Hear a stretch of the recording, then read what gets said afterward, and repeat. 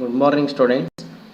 Today I will demonstrate creating event handlers and registering the event handler to an HTML element in an HTML page, and also a brief introduction to CSS, which I already studied in the previous semesters. So CSS part is a very brief introduction, just enough for our execution of our graded exercises in web programming lab. See now, I will go for web page editing. See, this is the web page factorial.html. It contains not so much content here. Here is just one header line, that is factorial, and here it is body tag, and observe that there is one script tag, a pair of script tag within the head section of the body. And now I will open this file in a browser. I will double click this file. Observe that I am getting the browser window display for the web page factorial.html. There is just one line, that is factorial, that is in the code. I will just edit the file factorial demonstration.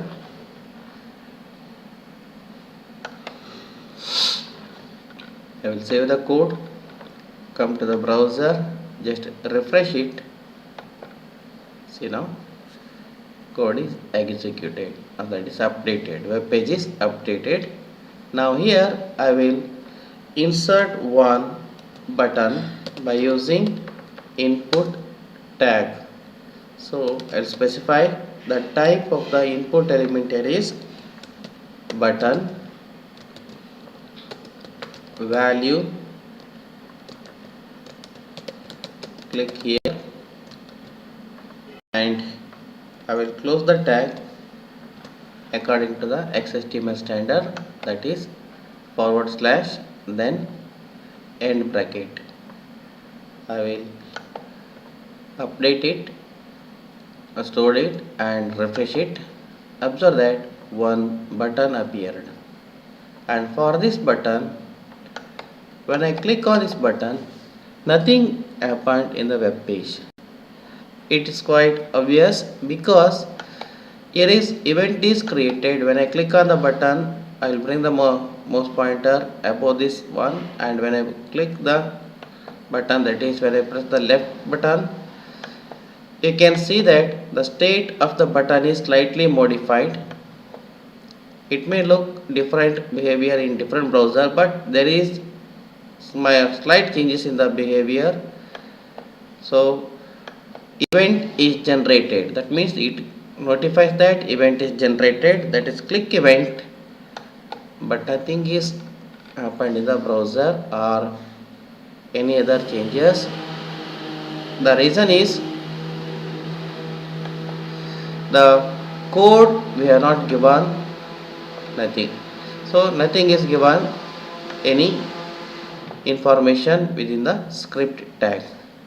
So I will give the code within the script tag, that is function keyword, that is a JavaScript keyword, and I will type factorial as the function name, and just one empty body, nothing, no other statement is given, just only the function name and empty body, and I will register this code with the element. The element is here is input type input, and for that I will register the code with the onClick event attribute. onClick event attribute. So I will specify the name of the function as a string. So here is name of the function, here is factorial and semicolon. Since this code follows the JavaScript syntax that is derived from Java, so semicolon is required. I will stop, save this. Once again I will display the program, so same page, refresh the code and click here. When I click on the click here button, again event is generated and event handler is invoked. That means when I click on the button, it calls the factorial function that is provided within the script tag, but since the function itself is blank, that means it is empty, the function body is empty, so no changes seen in the web page. Now the logic of the factorial function you already know. You have to input an integer. By using a loop, we will find the factorial value by multiplying it to 1, 1 to n, and the result is given returned to the calling point. So here is I will declare a variable num. Num is a variable where our input value is stored equals, and just like in C or Java, we have to use a function to provide the input to variable. I will use the JavaScript function prompt. Enter an integer is the prompt string and semicolon.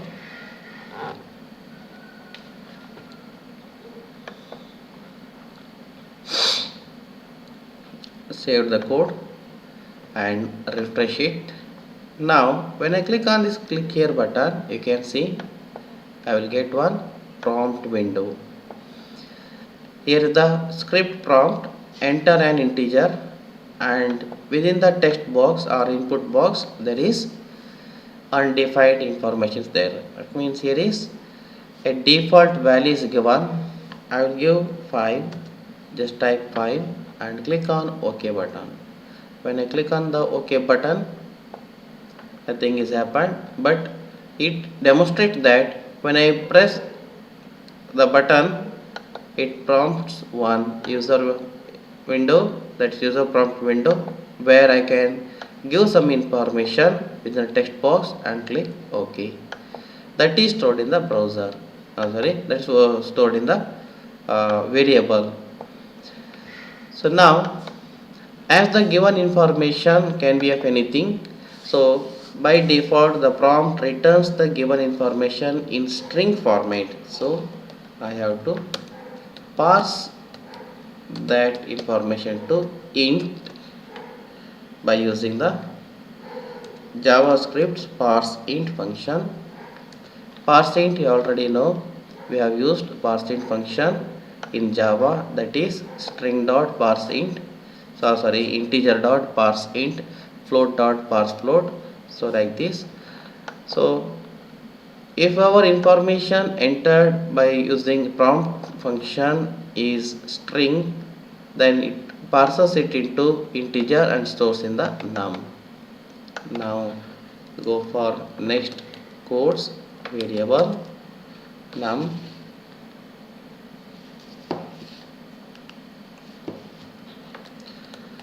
fact equals 1 to store the factorial value, and variable I, that's a counter. Then the loop you already know, I equals 1, I less than or equal to num I plus plus fact star equals, that is fact equals fact star I. See, at this instance, that means after the execution of the for loop, the factorial is stored in the fact variable. I have to display that variable by using alert method. Here I will use the string concatenation method, factorial of plus. It is string concatenation method type used in Java. Factorial of this is the input num, again is equals and fact. So here it ends our JavaScript function.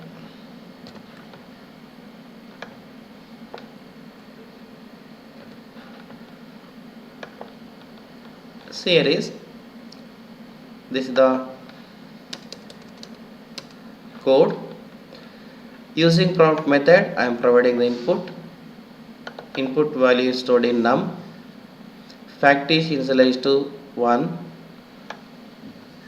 Using a loop, I am calculating the factorial value. And one more thing, I will give a default value, another argument. It's the optional part. So prompt has two parameters. First is the prompt string and second is the default input. If not specified, then 0 will be taken as the input. Since the factorial of the 0 is 1, so no problem. So we can go for 0 or 1, but don't give any other values. See, here is, I will refresh the page as the code has been updated. Now we'll run the program. Factorial of given number. Observe that enter an integer that is given in the code and 0. Earlier it was undefined, now it is 0. If I click OK, I am not providing any value. So if I click OK, then the code will find the factorial value for the variable 0. Click OK. So after the variable factorial calculation, alert window displays the result. So click OK. Observe that factorial of 0 is 1. I will click it once again. This time I will give the value 5. Click OK. Factorial of 5 is 20. So you may give any other different values, but don't give too much bigger values because this code has some limitation. So this code will work only for small range of values. Observe here, factorial of 10 is 3628800. So it's somewhat bigger value. So this code is not 100% perfect program because we have not used any validation concept in this program. So if we give the wrong information, so we will get some wrong input. So we will not get any error warnings or any other informations. So it is just a plain implementation of factorial program, not any other validation rules are used. It's just for demonstration. So I stored it, so refreshed it. When I click on the button, I will get one user prompt. There you type the value and click OK. The code calculates the value and alert method will use to display the information. See, factorial of 12 is some bigger number here. Click OK. So this is one small demonstration for event handler creation using JavaScript and storing it as a function and assigning it to event attribute of the element. And event attribute, you must be very careful. If you used on click, then it will be used only with the click event, not any other events. Okay, now you go for a small introduction for CSS.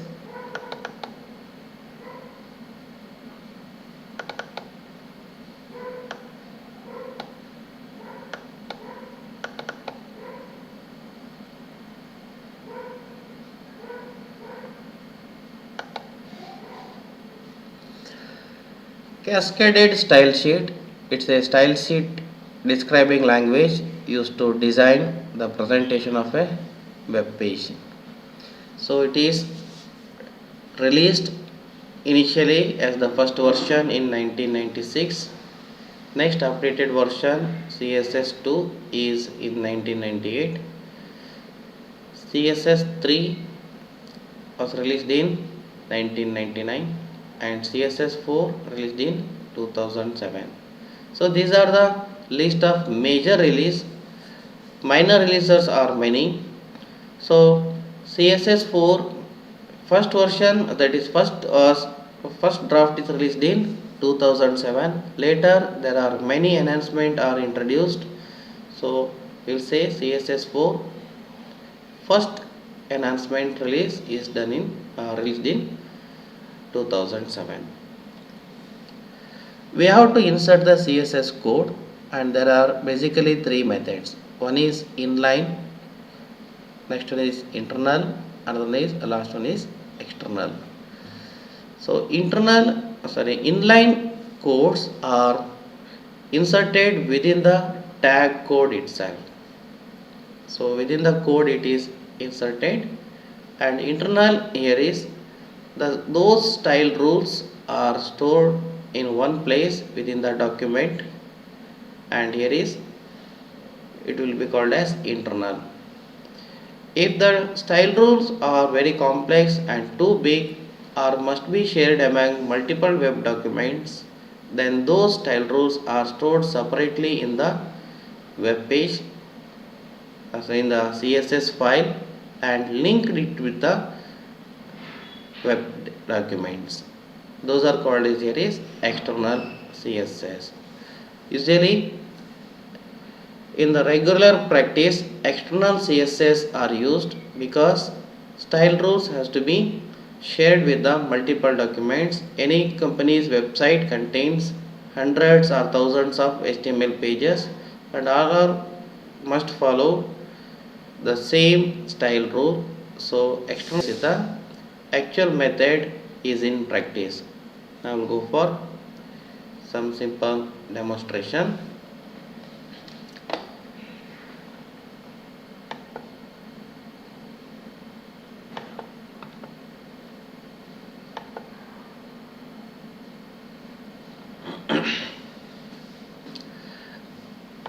Observe that this is one simple document, contains some paragraph lines.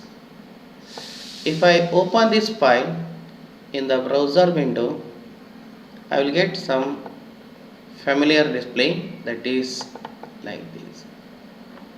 You can see. Let's close other windows.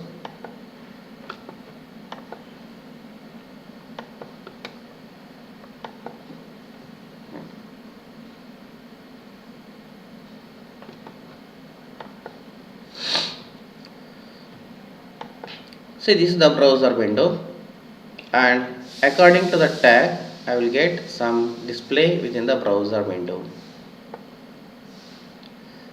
Now I will insert one code here.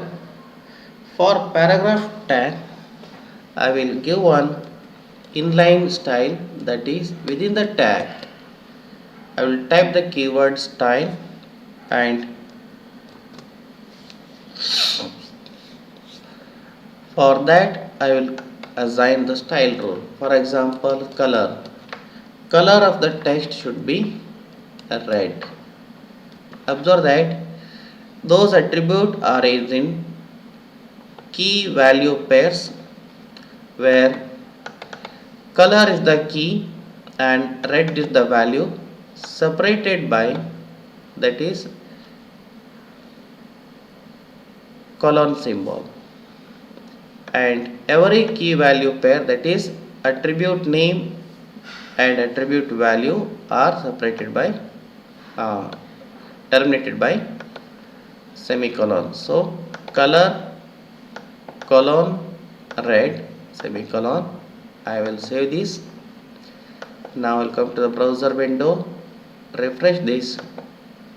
Observe that the browser window shows only the first paragraph line in red color.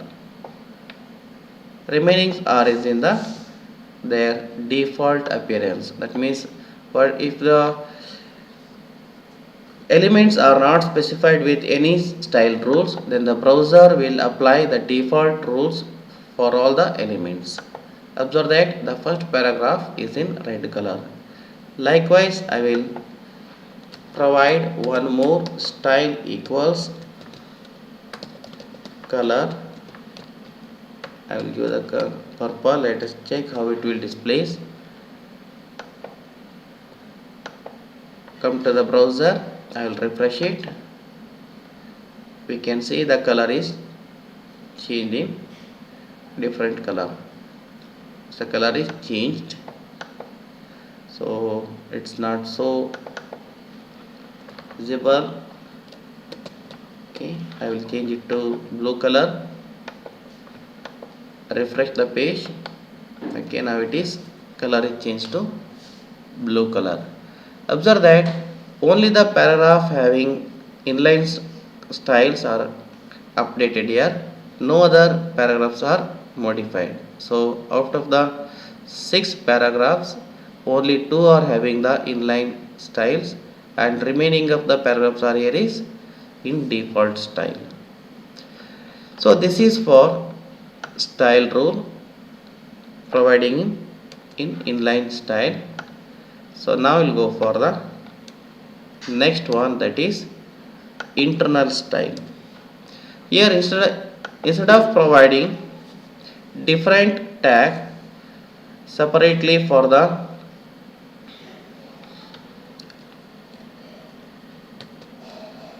elements, I will store them in a head section within the style tag. Within the style tag, I will specify the element name P. This is the element name P, and for that I will define the style rule like this. See,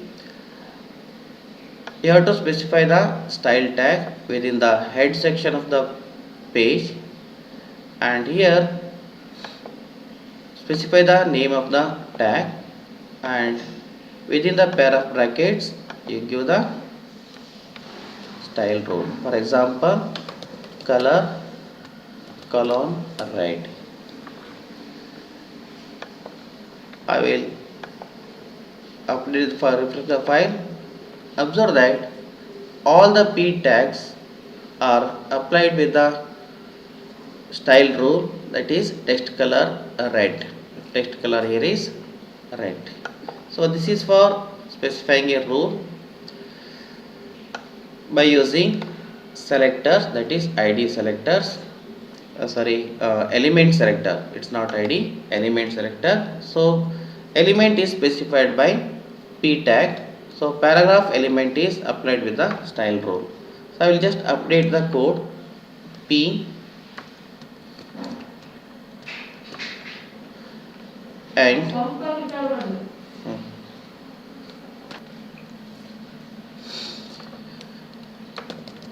color is red, and I will specify the text align as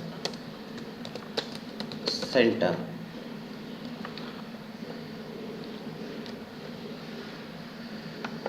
Now the paragraphs are aligned center. I will refresh the page.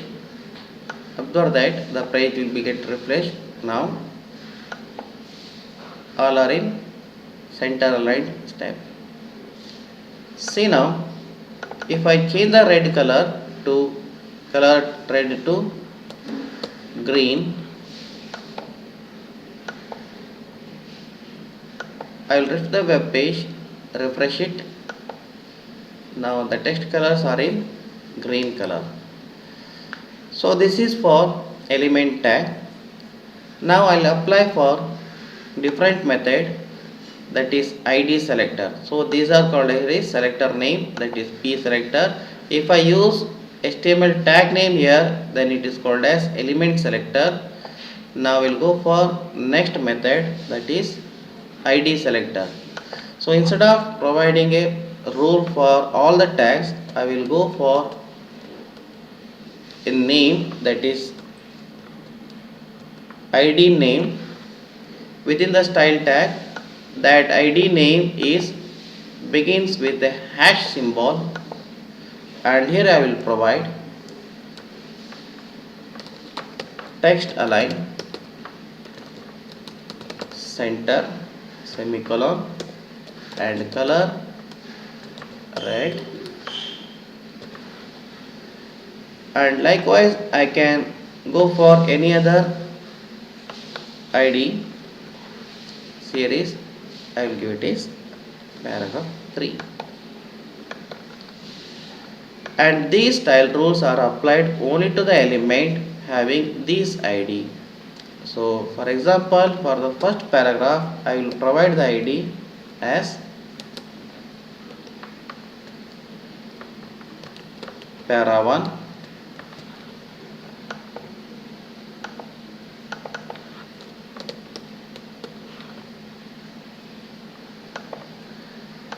see that for para 1 ID I specified alignment of text as in the center, and the text color here is red. For para ID para 3 text align is right and color here is red. Observe that I given the ID for the one paragraph here is para 1. This is para 1, and to specify this para in style I have to start it with hash symbol. So within body those hash is not used. Now I will go for the demonstration of the page. I will double refresh it. Observe that the para 1 ID is in red color and text is aligned to center of the browser window. If I change the width of the browser, it updated its position such that it's always in the center of the web browser window. And for para 3 no changes here. The reason is that for para 3 or whatever the para you may choose here, it's not provided with the ID para 3. So if I give any other paragraph with this ID para 3, see now para 3 is taken as ID for a particular paragraph. It need not be third one, you can give it to any, but the care should be taken that the para name ID name must be unique. It should not be shared with the more than one elements. Now I will refresh it. See now the paragraph with the ID para 3 is right aligned. It is right aligned and color is in red color. I will change the color here. Instead of this I will make it as blue color. Save the code. The HTML file is saved and refresh it. So this is for ID style rules.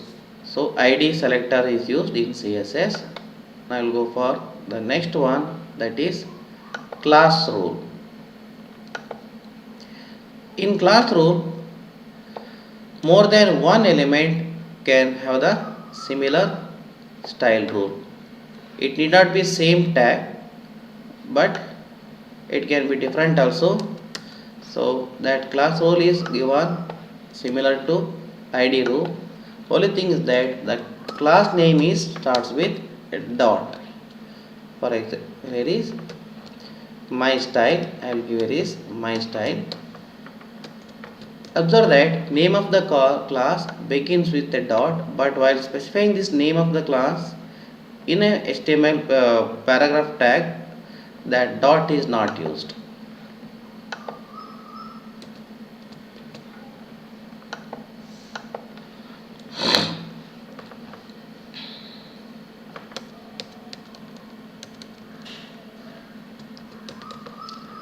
Series text align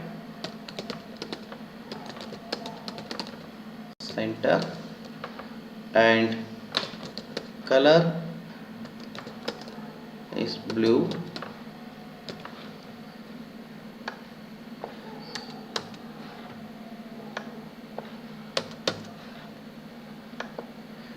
and I will give this class to the paragraph like this by using the keyword class and my style.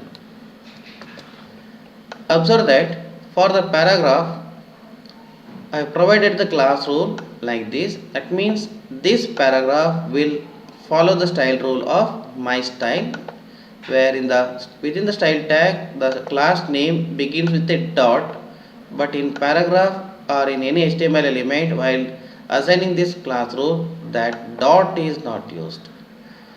And the advantage of class rule is that irrespective of the type of the element, I can apply this rule, that is it can be shared by more than one element, whereas in the id tag I can have such type of facility because my id must be unique.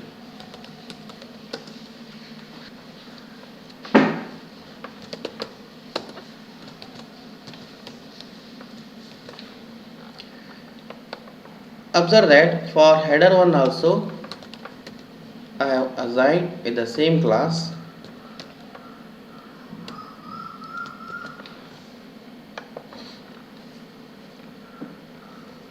I will apply I applied it, saved it. Now I will refresh the web page. Observe that first paragraph, fourth paragraph and the last header line are having the same style rule. So style rule is shared with different type of elements, that is in this case it is paragraph tag and also header 1 tag. So paragraph element p element and h1 element also they are following the same class rule. So the advantage of class is that different type of elements can have the same styles. Now the last one for this one,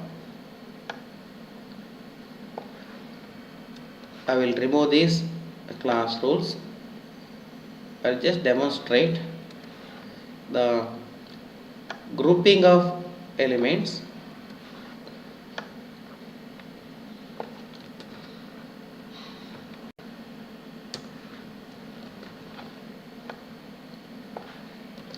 See, this is header 2.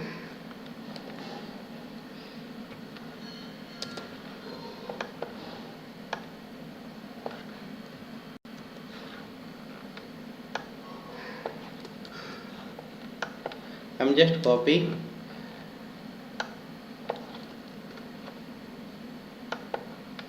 See now, if I want to apply the same style rule for more than one element, then I can group them like this. Similar to element selector, here is they are grouped together, that is separated by comma here, that is here it is paragraph and header 1. So that means paragraph tag and header 1 tag have same effect and h2 is not specified, that is header 2, so it will not have any style rule. So browser will display it in default style. So I will refresh the page. Observe that paragraph, header are in the style rule accordingly, whatever specified is in the style tag, and h2 line is not displayed with any specific style rule, so it's showing with the default style. Later we are given h1 paragraph line, again it is applied. So this is the effect of grouping of element for style rule. Okay students, here it completes today's session. So these are the information, very essential information required while solving the graded exercises specified for our subject web programming lab. Thank you.